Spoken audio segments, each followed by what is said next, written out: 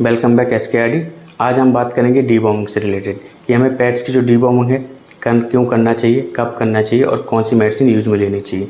Deworming का मतलब होता है एंथेलमेंटिक, मतलब कि बॉम्ब्स जो होते हैं, जो कीड़े होते हैं उनको मारने की दवा जो हम यूज करते हैं उसको डीवॉर्मिंग बोलते हैं। अब डीवॉर्मिंग में क्या होता है, जो बॉम्ब्स होते हैं वो डिफरेंट टाइप के बॉम्ब्स होते हैं, जैसे कि राउंड बॉम्ब हो सकते हैं, टैप बॉम्ब हो सकते हैं, वेब बॉम्ब होते हैं, हुक बॉम्ब होते हैं। तो इनको मारने के लिए जो हम मेडिसिन यूज करते हैं उसको डीवॉर्मिंग कहते हैं।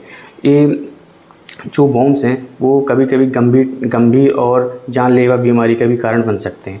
तो हमें अपने बॉम्ब पैट्स का टाइम टू टाइम डीवॉर्मिंग करते रहना चाहिए, जिससे कि हमारा पेट काफ़ी हेल्दी और हैप्पी रहे। अब बात करते हैं कि डीवॉर्मिंग, जब कभी क्या होता है डीवॉर्मिंग काफ़ी लेट हो जाता है या हम किसी कारणवश भूल जाते हैं तो हमें पेट्स में बहुत सारे सिम्टम्स देखने को मिल जाते हैं। तो उन सिम्टम्स में से जैसे कि आपका पेट से काफ़ी सुस्त, लेथार्जी, कम एक्टिव देखने को मिलता है। हो सकता है भी खाना कम कर देता है, उसका बॉडी वेट कम होने लग जाता है। दूसरा रीज़न होता है कि जैसे कि आपके पेट्स के जो एनल एरिया है उसके पास कुछ बॉम्ब्स, पैरासाइट्स या फिर स्टूल में पैरासाइट देखने को मिल जाते हैं, या आपके पेट का जो स्टूल है वो काफ़ी लूज आने लग जाता है, उसके साथ ब्लड आ सकता है। कभी कभी आपका पेट्स वॉमिट करना स्टार्ट कर देता है। लास्ट सिम्टम्स है जैसे कि आपके पेट्स के जो गम्स है उनका जो कलर है वो येलो होने लगता है।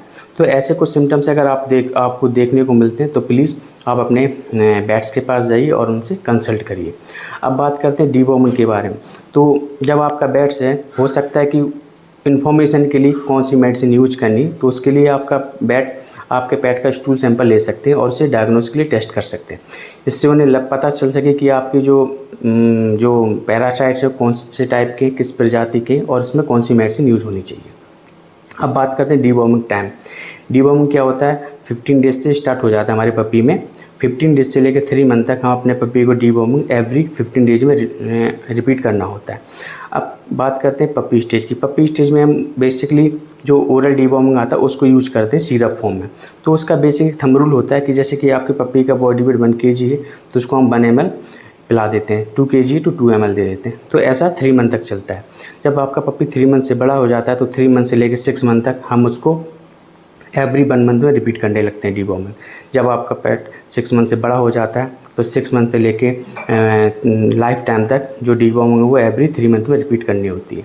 तो एक बेसिक रूल है, इसको आप अगर याद रखेंगे और यूज करेंगे तो आपका पेट्स काफ़ी हेल्दी और हैप्पी रहेगा।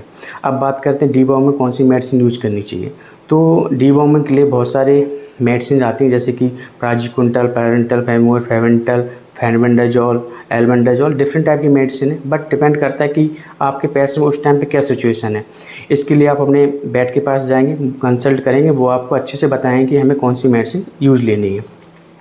जब कभी आप घर पे जैसे रेगुलर डीवॉर्मिंग कर रहे हैं कोई, तो ऐसा भी होता है कि हम एक ही साल्ट यूज करते रहते हैं। तो उससे क्या होता है कि जो बॉम्ब्स हैं, एंडोपैरासाइट्स, उनमें क्या होता है उस मेडिसिन के प्रति रेजिस्टेंस डेवलप हो जाती है। तो ये आपको विशेष ध्यान रखना है कि आपको एवरी 5 to 6 मंथ या 1 ईयर में जो भी मेडिसिन यूज कर रहे हैं उसको चेंज कर देना चाहिए साल्ट को, जिससे कि रेजिस्टेंसी डेवलप ना हो। ये छोटी सी इन्फॉर्मेशन थी डीवॉर्मिंग से रिलेटेड। अगर आप हो सकता है मुझे कि आपको कुछ इससे हेल्प मिलेगी। तो थैंक यू, नमस्ते, थैंक यू फॉर वॉचिंग।